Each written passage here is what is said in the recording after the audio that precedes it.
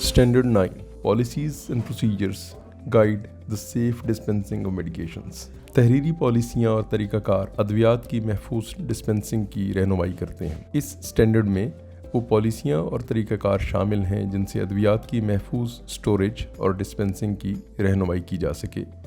لہٰذا ہسپتال کو ادویات کے محفوظ سٹوریج اور ڈسپنسنگ کے لیے SOPs بنانے ہیں جن پر عمل درآمد کیا جائے۔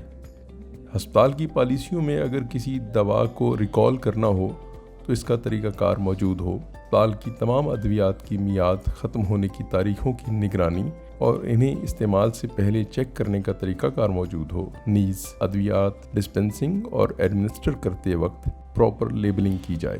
Indicator 58 documented policies and procedures guide safe storage and dispensing of medications. تحریری پالیسیاں اور طریقہ کار ادویات کی محفوظ اسٹوریج اور ڈسپنسنگ کی رہنمائی کرتے ہیں۔ محفوظ اسٹوریج اور ادویات کی ڈسپنسنگ سے متعلقہ پالیسیز اور طریقہ کار پر عمل درآمد کو یقینی بنائیں۔ اسٹوریج میں جن باتوں کا خیال رکھنا ضروری ہے ان میں مناسب درجہ حرارت، روشنی، نمی، وینٹیلیشن، صفائی، سیگریگیشن، حفاظت، ریفریجریشن اور ایکسپائری ڈیٹ سے متعلق امور شامل ہیں۔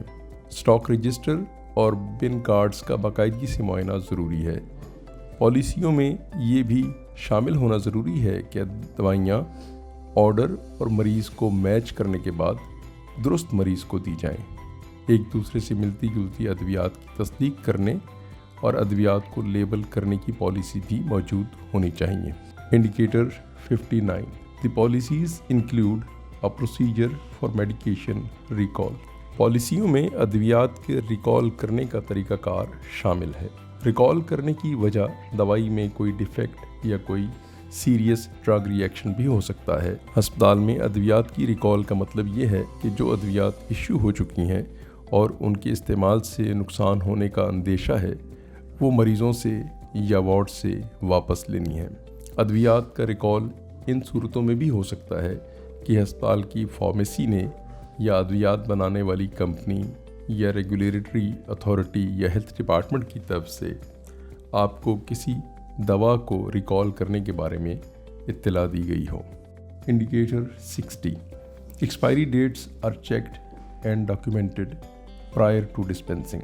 ادویات کو ڈسپنس کرنے سے پہلے ان کی ایکسپائری ڈیٹ کو چیک کیا اور ڈاکیومنٹ کیا جاتا ہے۔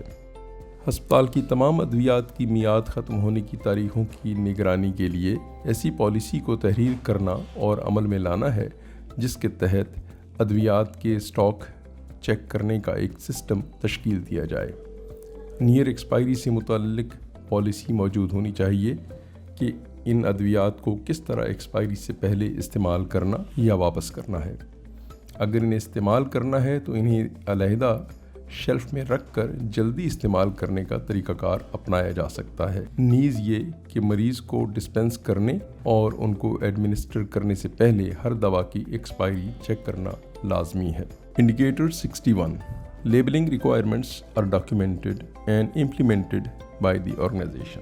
ہسپتال لیبلنگ کی ضروریات کو واضح کرے اور ان پر عمل درآمد کرائے۔ اس بات کو یقینی بنائے کہ مریض کو ادویات ڈسپنس کرتے وقت یا ایڈمنسٹر کرتے ہوئے اچھی طرح لیبل کی جائیں۔ ہسپتال کو اپنی پالیسی میں یہ وضاحت کرنی ہے کہ لیبلنگ میں کیا کیا شامل کیا گیا ہے۔ کم از کم مریض کا نام، دوا کا نام، خوراک، استعمال کی ہدایت، تجویز کرنے والے کا نام اور دوا ڈسپنس کرنے اور ایڈمنسٹر کرنے کی تاریخ لیبل پر ضرور موجود ہونی چاہیے۔